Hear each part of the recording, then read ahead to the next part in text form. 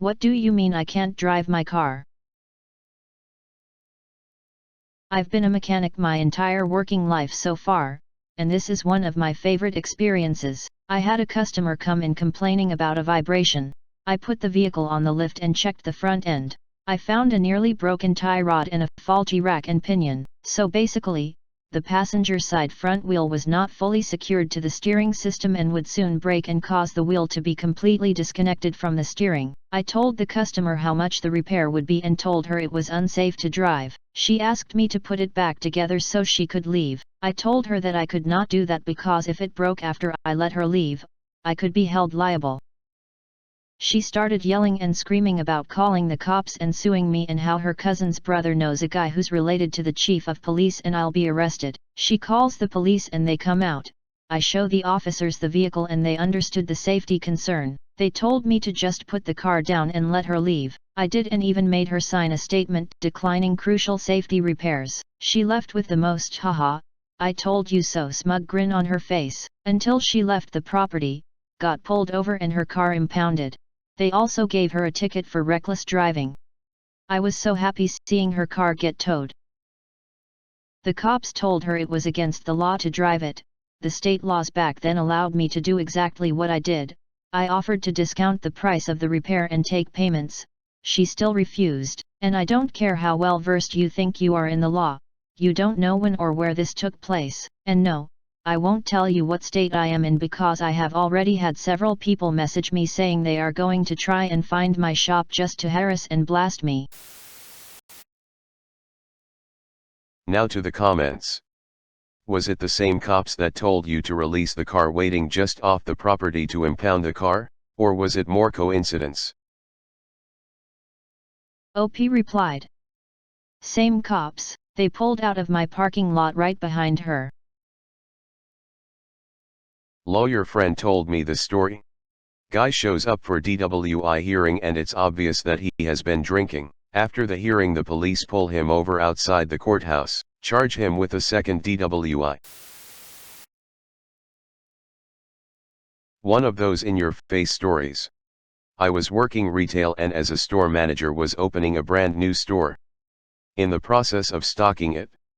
One day as I was starting to pull into a parking spot this car comes around, cuts me off and parks in the spot ahead of me. The girl gets out and laughs at me while giving me the finger. This was a freestanding store so as there was no other business around I figured she was heading to my store that wasn't open for business but still in the hiring phase. As we entered the store at the same time, with me a few steps behind her, she asked the first person she saw, "Where is the store manager? I want to apply for a job." The clerk said, "He is standing right behind you." When she turned around and saw it was me, the person she just gave the finger to in the parking lot, all she said was "oh" and turned around and left the store.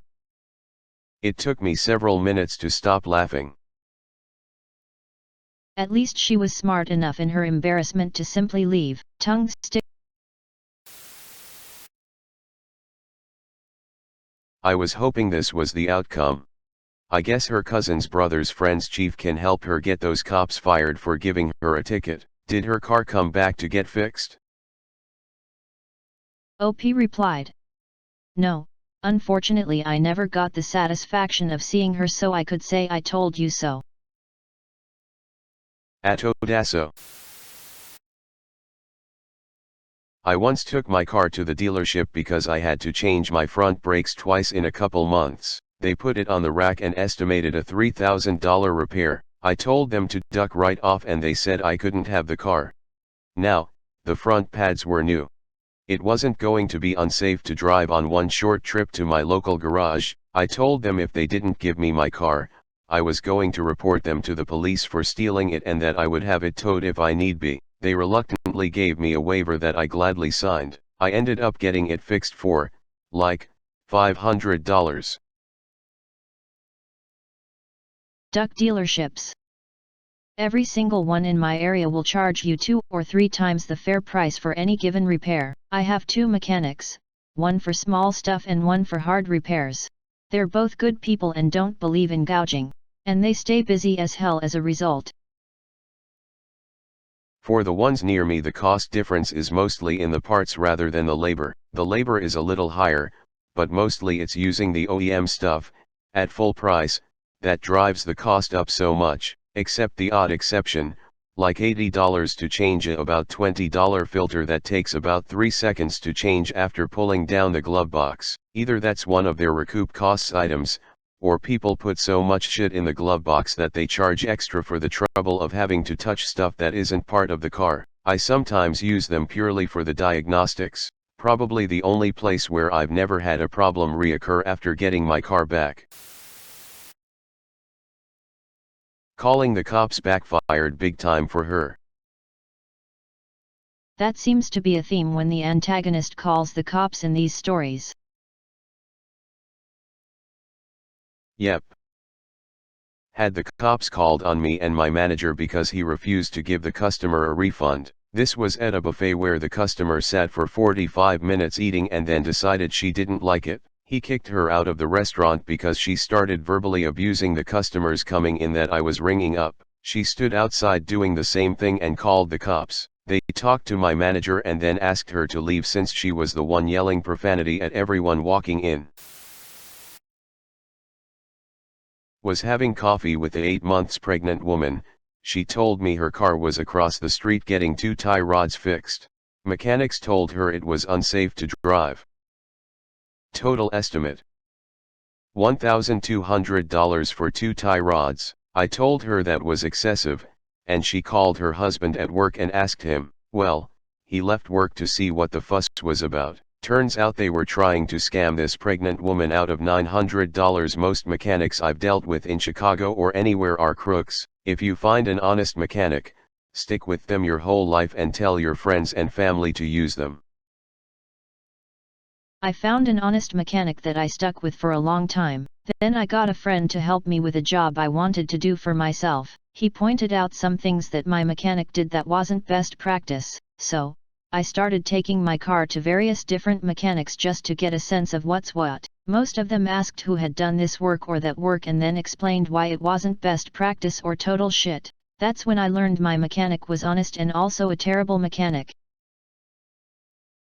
You'll go broke having mechanics check your mechanics. Might as well do the work yourself, for free, then have a mechanic check that. I took my truck in once when I had the brakes go out on me. They quoted a price and told me I couldn't take it home. I can't afford that bill and there's no sense in keeping a vehicle you won't get paid for the work on, so you may as well put it back together and let me go. Worked for me. Stay calm and stay polite, it gets you far. Last time I had car trouble I straight up told the mechanic, if it's too expensive of a repair, I'm going to have to tow the car out of here and sell it, because I just can't afford an expensive repair. He told me that he took a quick look and I was going to need a new engine, so he just went ahead and stopped looking there and told me he wasn't going to charge me for a diagnosis.